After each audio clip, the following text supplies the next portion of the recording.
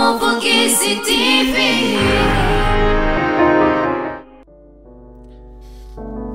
Bigenda gute ngo abatumwa ba Yesu bamwegereye cyane biruke bahunge, ariko abagabo babiri batari bamwegereye rwose mbere wamengo ntibaboneka bagume hafi yiwe banamuhambe, abatumwa biwe bahunze. Ikaze mu kiganiro cy'inyurabwenge cy'uyu munsi tugiye kuganira kuwitwa Yosefu Arimati na Nikodemu. Aba bantu ndazi yuko mubazi mu gushingura cyane cyane Yesu Kristo amaze gupfa ku musaraba. Ariko n'imbere yaho murashobora kuba muzi Yosefu Arimati. Yohani amutubwira mu kigabane cya 19 umurongo wa 38. Mbere ndamuhereye ko Yosefu Arimati igituma namuzanye mucirwa nuko n'abantu batwigisha ibintu bikomeye cyane, abantu dusangamo inyigisho zigera kure ku buryo dufashe aka kanya tukabayaga ko byo dusigira byinshi mu inyurabwenge y'uyu munsi. Ura Yosefu Arimati yari umwe ari mu nama nkuru y'Abayahudi. Bavuga ko yari atunze cyane, yari umuntu amenyekana, mugabo kandi azwi nk'umutumwa wa Yesu Kristo mu mpisho. Umutumwa wa Yesu mu mpisho mu gutinya Abayahudi. Byumvikana ko yakunda Yesu, mugabo mu gutinya Abayahudi akamukunda mu mpisho. Hari ikiyago bo barasangira na Yesu, mugabo bikaba mu mpisho. Rero inyuma y'urupfu rwa Yesu yaragiye n'umwete mwinshi gusaba Pilato ikiziga ciwe kugira ngo ashobore kumuhambana iteka. Yaramukuye rero ku musaraba,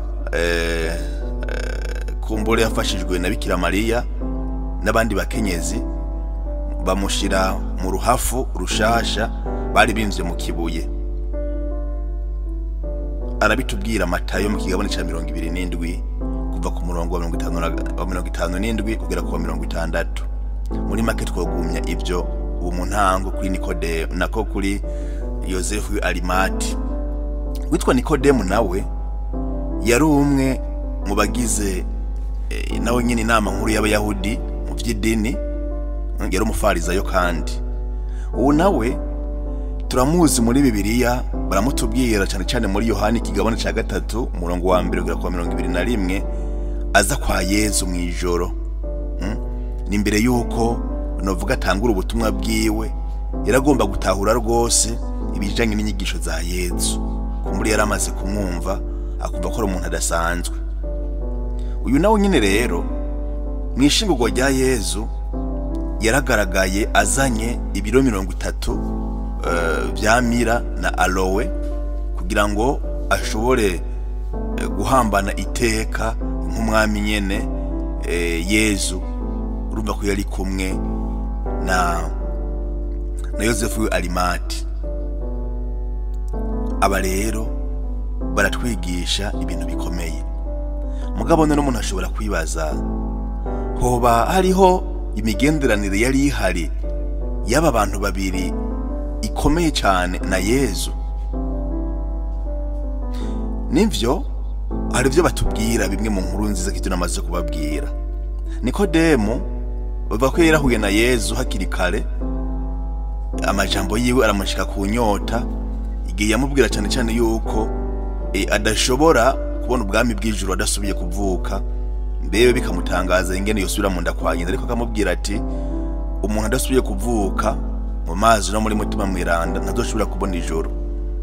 Byumvikana neza yuko yarakozwe ko niyo nyigisho yiwe, nyigisho ya Yesu ko ntandi yari bwayumve, yaramukoze ko mbere abasoma mbike nawe naho yabikora mu buryo bw'inyegeje, mu buryo bw'ibanga.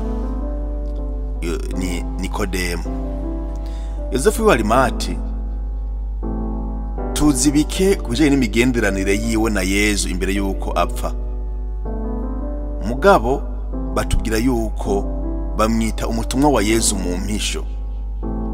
Bwabo ndi Yesu yarafise ubundi abandi batumwa mu mpisho ni Yosefu Arimati. Ikivyerekana nuko yarafise ukwemera kwemera Yezu cyane ku buryo mbere yahavuye ava mu vyo inama bari bagize yo kubamba Yezu. Yosefu w'Arimati ngo yari yavyanse yuko amera nkuba ku ruhande rundi, ntiyarashigikiye ibi vyuko Yezu aza kubambwa nkakurumva yuko yari somambike wiwe, kandi hari inyigisho ikomeye cyane. Aba bantu babiri rero baraduha akarorero gakomeye cyane ku bantu bakurikira Yezu, ku bantu banonokeye ukwemera, ku bantu bakunda Imana n'amabwirizwa yayo ariko bataboneka, ariko batarahabona.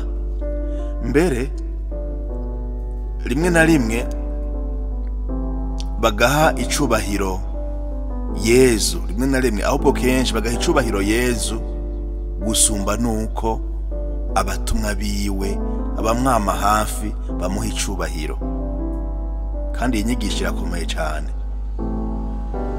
Abatumwa bari bahunze, abatumwa bari birutse, abatumwa bari bamaranye imyaka 3 yose basangira ijambo ry'Imana n'ibitangaro ntiworaba. Bahunze, n'ugize ngo amuri hafi ngo yagendera kure, n'ugize ngo ni gihangange canke arakuze muri bo aratega ubwoba n'incoreke kazi. Incoreke umugore aramutera ubwoba gushikaho yihakana Yezu. Ariko ababobo bari abo mu mpisho bamugumye hafi, mbere n'ikiziga ca Yezu baragihamba. Eriko umuntu ashobora kwibaza, iyo Nikodemu na Yosefu w'Arimati bataba hafi, ubwo Bikira Mariya ari kubyishoboza ibyo guhamba Yezu, n'abariya bagore bari kubyishoboza? Ariko none umugenzo w'Ikiyahudi wavuga iki ku muntu cyane cyane apfuye bavuga ko yari umumenje? Kuko murabizi Yezu bavuga ko ari umumenje. Imigenzo yavuga iki? Ubwo iriya migenzo ntiyari gutuma ikiziga ca Yezu kidahambanwa iteka. Ariko Yosefu w'Arimati yarabaye hafi, na Nikodemu, abatumwa ba Yezu mu mpisho. Abantu muri kumurondera Yezu mu buryo muri mu mpisho mutagaragara, abantu basabira igihugu, abantu basenga kugira ngo isi ntiyubame, n'abantu muragahoraho cyane. None bisigura iki aba bantu babiri by'ukuri? Twumva basigura iki muri Bibiliya? Nza n'uwabiciye ko mugabo nsubiramwo canke nshimangira, Yosefu w'Arimati na Nikodemu batwereka abatumwa ba Yezu bari mu gwihishwa, abantu bakorera Imana, abantu binyegeje mugabo bagakorera Imana rwose. Rimwe na rimwe ukamengo baranasumbya abagiye habona.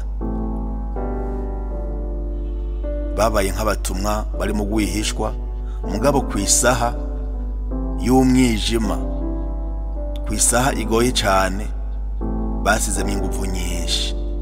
Baragize kimwe no kwitalo kuhaje kugira ngo batera iteka umuremyi, batera iteka uwaje kuducungura. Aba bantu nta na hamwe bari angaje, niko novuga, nta hantu bari bazwi nk'abatumwa ba Yezu.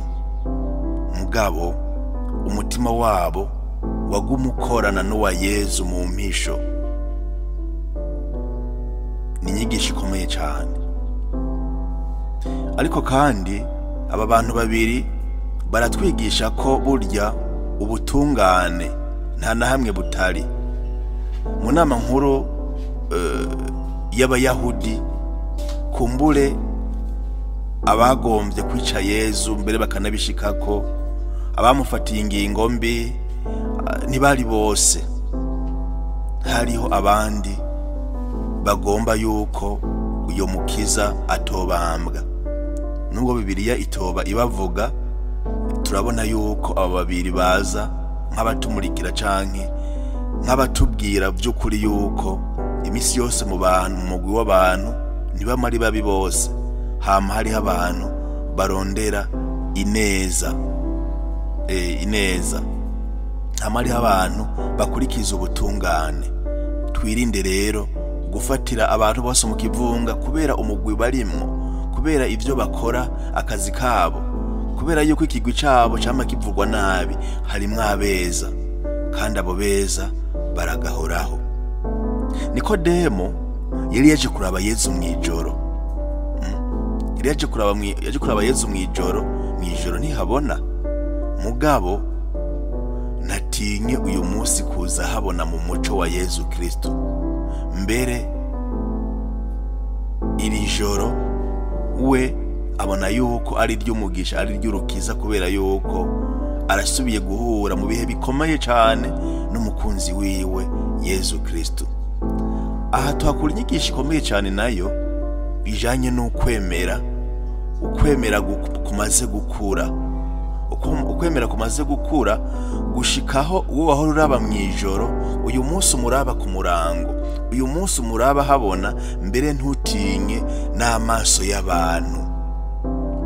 Kuvugira Yesu kuba umutumwa wiwe, iyo umuntu amaze gukura ntaba agitinya amaso y'abantu. Ariko ikindi kintu dukuramwo bitwigisha nuko urupfu rwa Yesu rwarakoze ku mitima y'abantu benshi, mbere n'iyo mitima womengo yugaraniwe ahantu. Hari abantu mengo barugaranye, mugabo bakogwako n'urukundo rwa Yesu. Uru rupfu rwa Yesu rwarakoze ku bantu wamengo barugaraniye ahantu.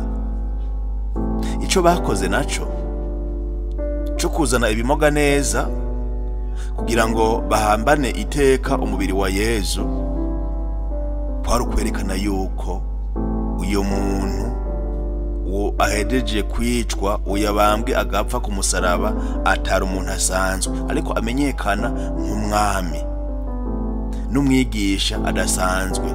Ivyo mbere bikagaragara no gushika ku rupfu rwiwe. Yasizwe mu ruhafu rushasha kugira ngo berekane yuko n'izuka ryiwe turifitiye umwizero ko natwe tuzozuka. Kandi noneho yasizwe mu ruhafu rushasha kugira ngo vyerekane neza yuko ibiremwa bibaye bishasha, kandi yuko ibiremwa bizomwizera, abantu bose bazomwizera bafise umwizero wo kuzozuka nkuko nawe azozuka. Ariko kandi birafise insiguro muri kahise ico gihe ca Yesu guhamba umuntu yafashwe nk'umumenja ntivyari ibintu bica biba ubwo nyene, ntivyari ibintu vyihuta. Imibiri y'abantu babambwe mu bwo buryo barayirekera ku musaraba ikaza gutabwa mu kinogo kimwe. None rero ko aba batumwa bo mu mpisho nabivuze hejuru bagiye gusaba, mbere cyane cyane Yosefu w'Arimati akaza gusaba ku buryo bw'umwihariko ikiziga ca Yesu, aza kugisaba Pilato, si ibintu bisanzwe, kuko iyo hagenda umuntu wari we wese ntiyari guhabwa ikiziga ca Yesu. Mugabo kubera yuko Yosefu w'Arimati yari umuntu amenyekana, yari umuntu w'inama, yari mu nama nkuru y'Abayahudi, yari umuntu adasanzwe, Pilato ntiyamugoye cyane, yaciye amuha ikiziga ca Yesu. Mbere Pilato nawe nyene atangazwa nuko Yesu yoba yamaze gucikana. Harimwo inyigisho ikomeye cyane. Imana yamifise inzira zayo, cyane cyane ko abantu bagenda bayigororokeye no gushika ku munsi wo gupfa kwabo. Irabategekaniriza ababasukurira. Turakura inyigisho kandi ikomeye cyane ingene Nikodemo yazanye ibiro 30 vya aloe na mira kugira ngo ashobore guhambana iteka ikiziga ca Yesu. Yesu umwami, Yesu udasanzwe, Yesu nubwo apfiriye ku musaraba ntibibaze ngo n'umuntu nciyaho, ni Imana n'umwami.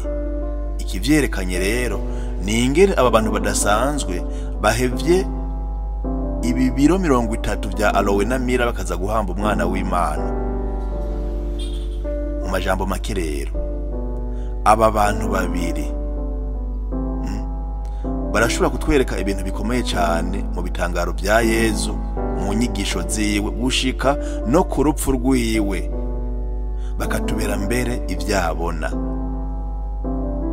Mera nk'usozera, Yosefu na Nikodemu bwa mbere bagaragara bategereye Yezu, ariko mu mwanya wa nankana, mu mwanya udasanzwe, mu mwanya w'umwijima, mu mwanya abantu bose bamuhevye, baragaragaye.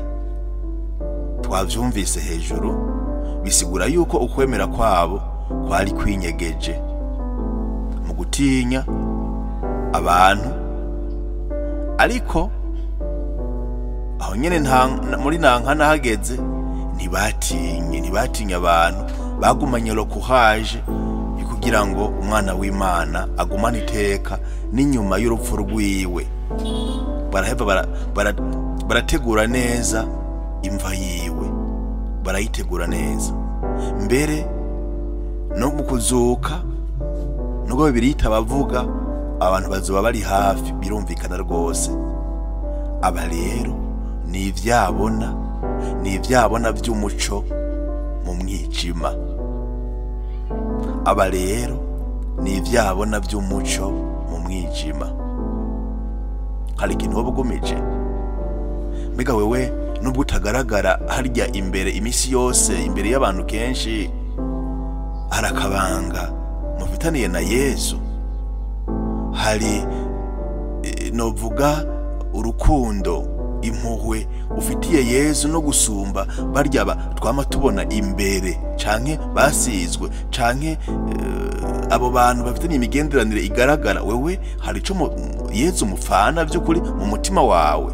Nikodemu na Yosefu we Arimati, wewe nta kintu wumva bakwigishije. Ariko kandi mu bihe bigoye, ubwo uritwararika, urashiramo ingufu kugira ngo ushobore gutabara abo bagandamiwe mu gihe n'abandi bose babahevye. Hari ico ukora? Ndumva abavukanye bagenzi twasangiye ino nyurabwenge, hari ibintu byinshi twokura kuri bano bantu. Cyane cyane ikindi nuko tutokwihutira guca imanza imigwi y'abantu, nuko twama tubona yuko harimo abamwe ababi. Hariya muri uriya murwi nta beza bariyo, muri uriya mugambwe nta beza bariyo, muri uriya mugwi nta beza bariyo. Twama duca imanza. Mugabo Yosefu we Arimati na Nikodemu batubera icirirwa. Nta mugwi n'umwe ushobora kuburamwo abantu bagenzwa n'ubutungane. Twirinde ku generaliza canke twirinde guca imanza mu kivunga. Nuko rero Imana ibahezagire rwose, mugire umugisha w'Imana. Amahoro ya Yezu yizuye mu bapfuye agumane namwe, mubandanye muba abatumwa ba Yezu Kristo aho muri hose. Ngize nti murakoze cyane. Kumuvugizi TV.